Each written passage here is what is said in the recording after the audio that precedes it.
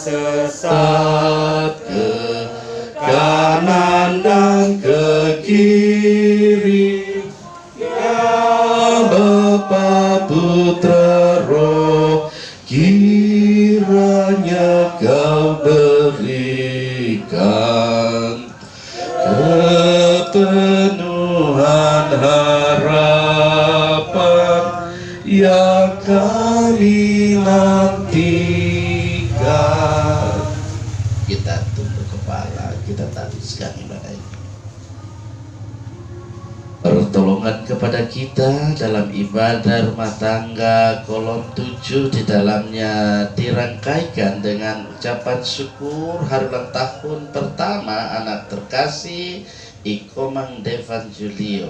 Ibadah ini ditabiskan dalam nama Allah Bapa, Yesus Kristus dan Roh Kudus. Amin. Silakan duduk kembali. Persekutuan yang saya kasih dalam kasih Tuhan, pada kesempatan yang sangat baik ini dalam suasana sukacita syukur, silakan siapkan satu bagian pembacaan Alkitab, yakni ada dalam 1 Yohanes pasal 2 ayat 28.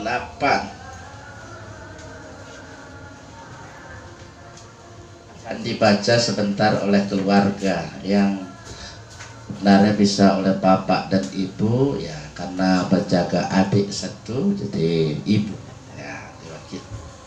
Mari terlebih dahulu kita berdoa. Ada sukacita, ucapan syukur boleh kami aturkan kehadirat Tuhan dalam kebersamaan keluarga terkasih di sini, keluarga Parman Aceh, bersama keluarga Muada Parman, mensyukuri nikmat Tuhan, kasih Tuhan. Inilah hari yang Tuhan jadikan saat kami memperingati hari ulang tahun pertama anak Ikomang Devan Julio. Kami dasari dengan bagian firman Tuhan 1 Yohanes pasal 2 ayat 28. Kiranya firman Tuhan ini akan terus memberikan kami semangat untuk terus melaksanakan, menunaikan segala tugas kerja tanggung jawab bahkan pelayanan. Inilah kami yang berdoa, mohon semuanya dalam satu nama, Yesus Kristus firman kehidupan. Amin.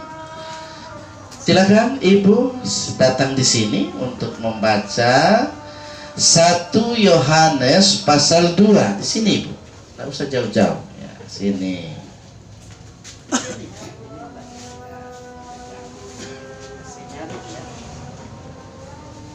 1 Yohanes pasal 2 ayat 28.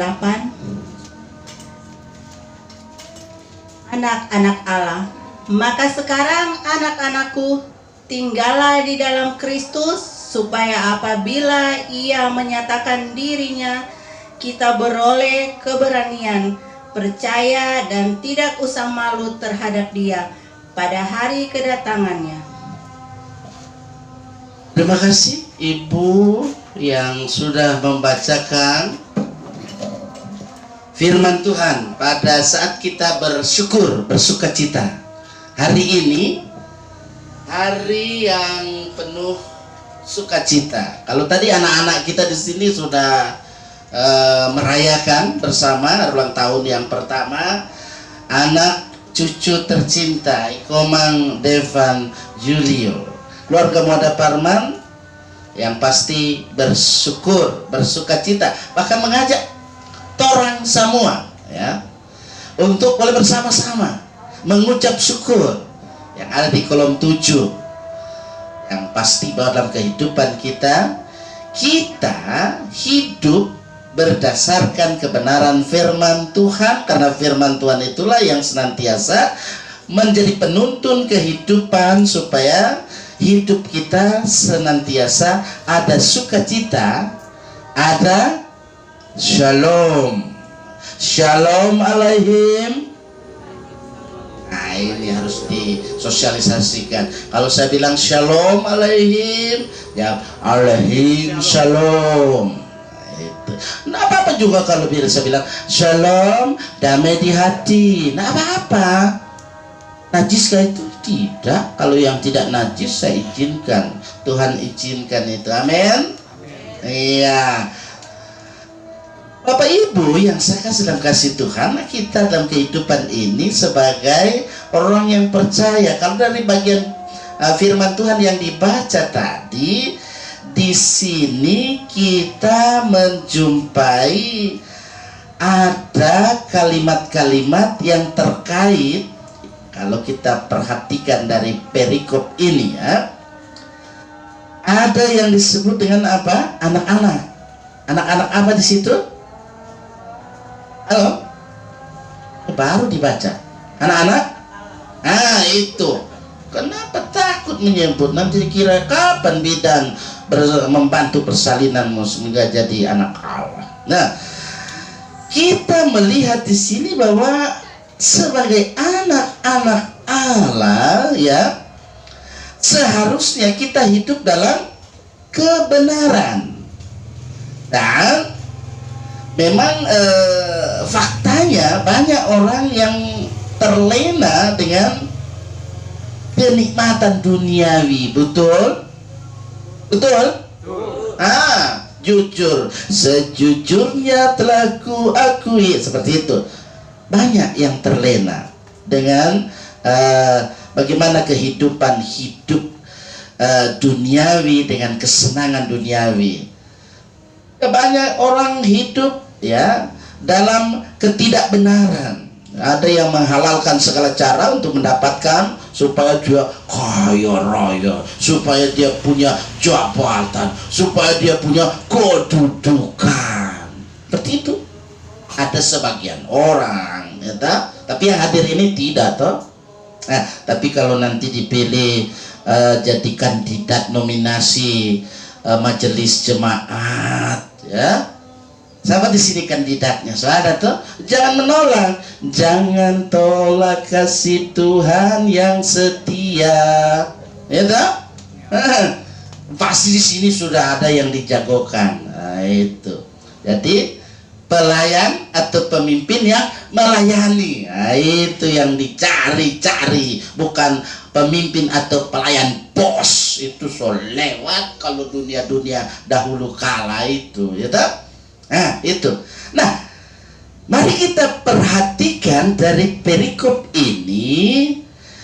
Penulis dia menyapa orang percaya dengan sebutan anak-anakku. Nah, itu. Dan dia menasihati orang-orang yang disapa, termasuk orang, ya tak? Betul? Masuk ke kita hitungan bilangan? Masuk, betul.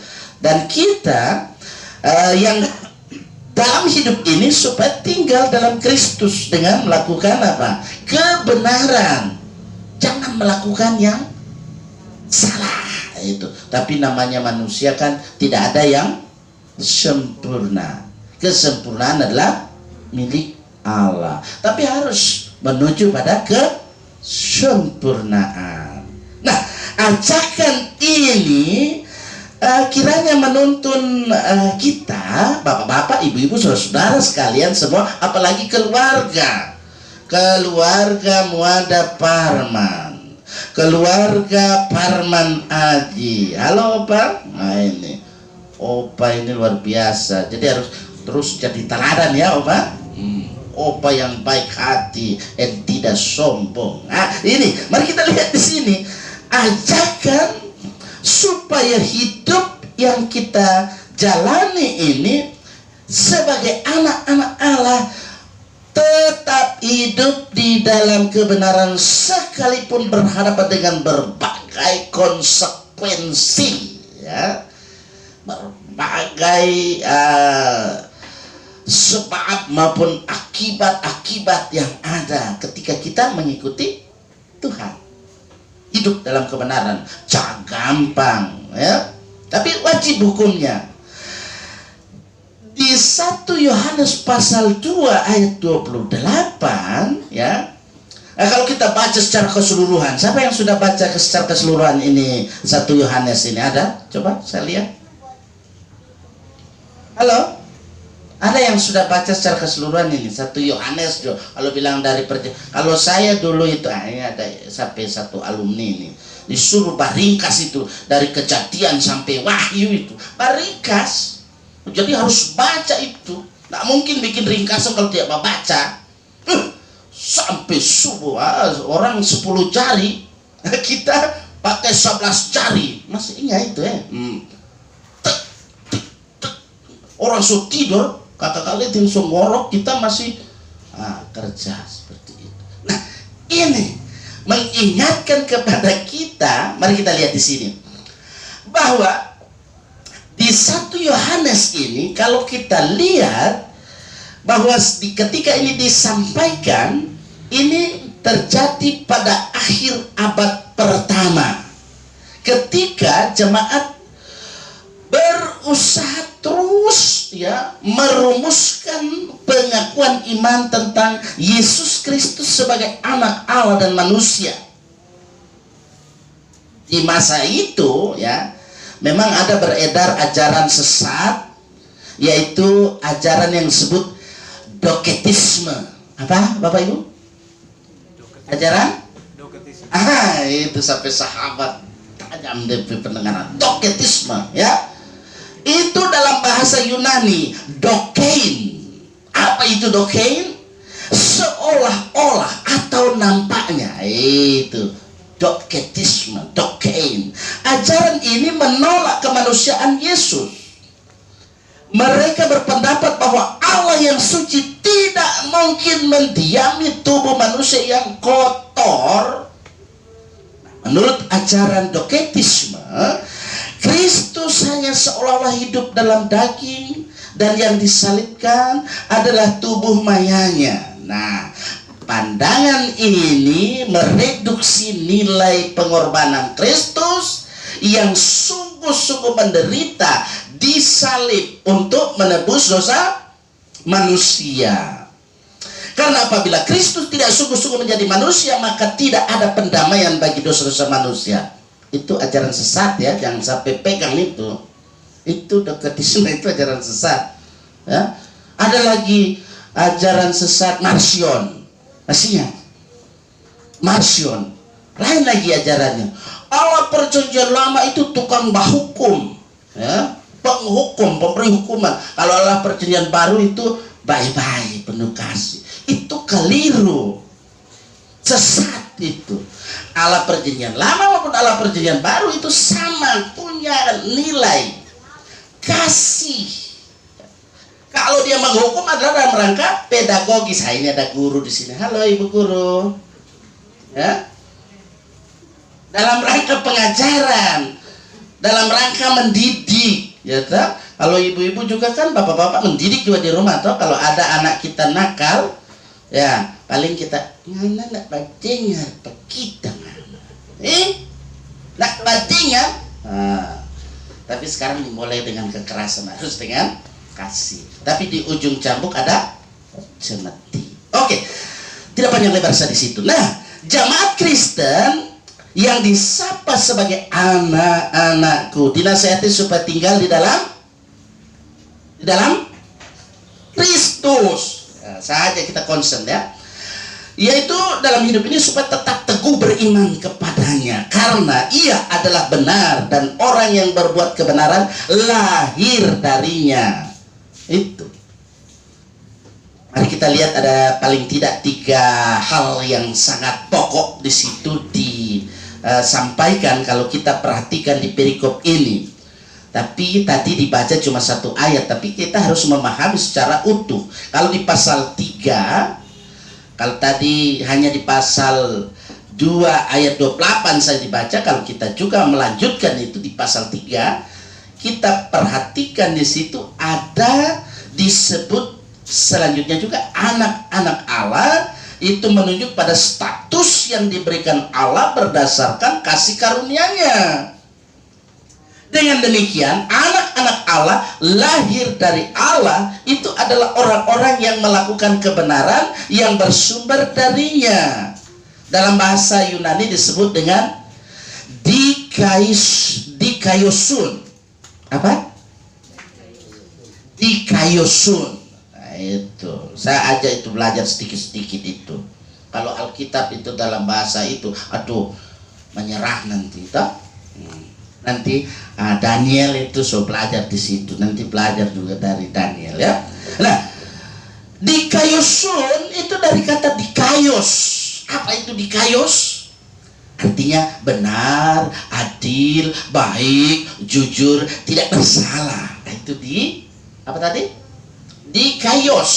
Nah, ini hak istimewa, martabat yang sangat luhur. Orang yang menerima Kristus, percaya dalam namanya, diberinya kuasa menjadi apa? Anak-anak Allah. Luar biasa.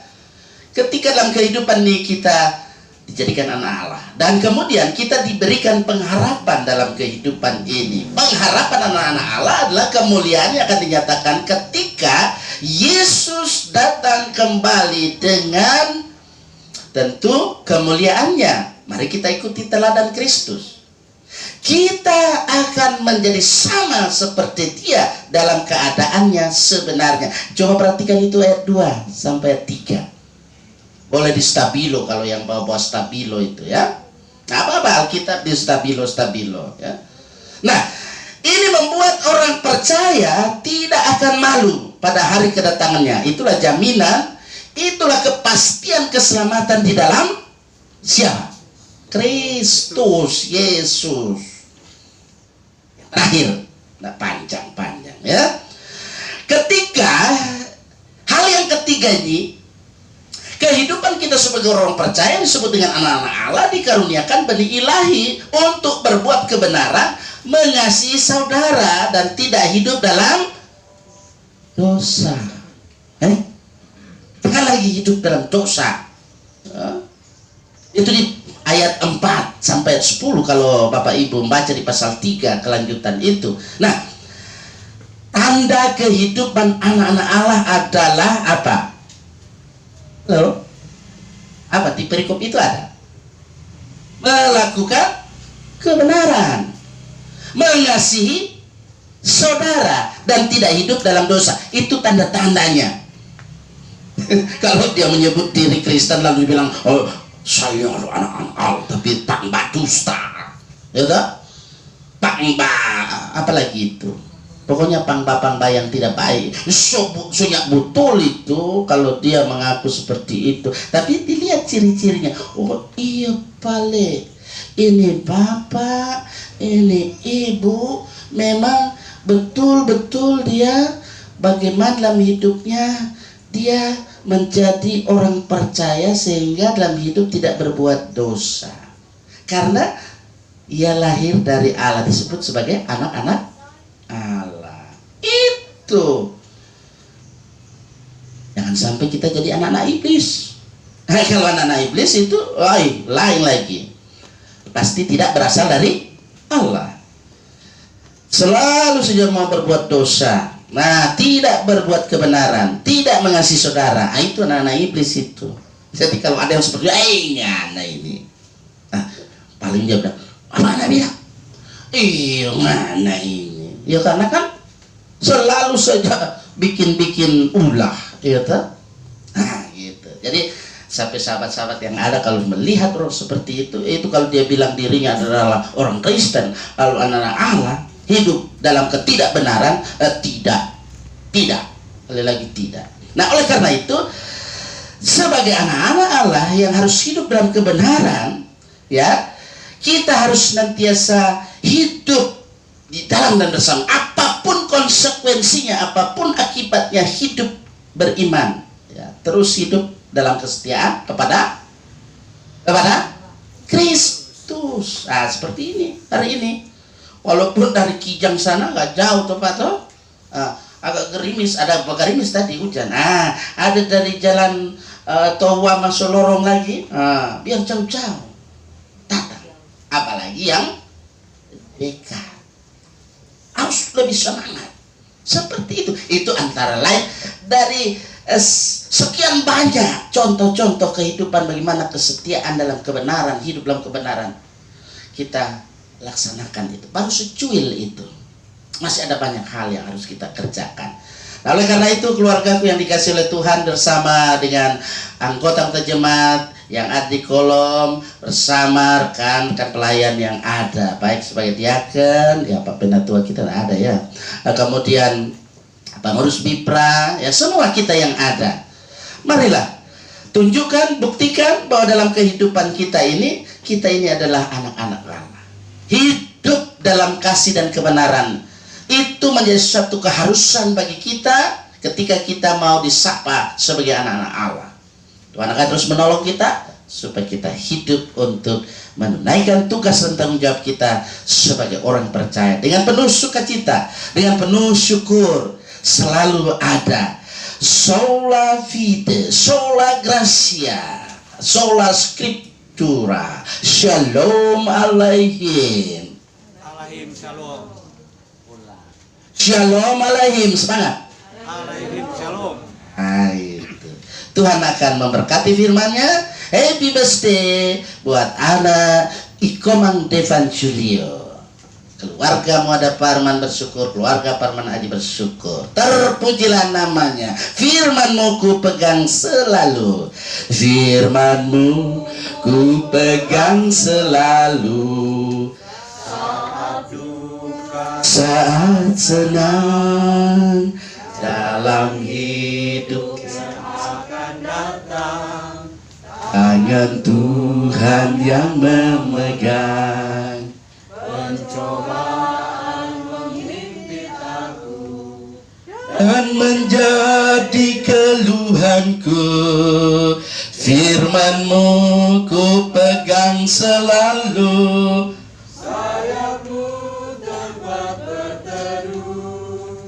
Firman-Mu Tuhan ku pegang selalu.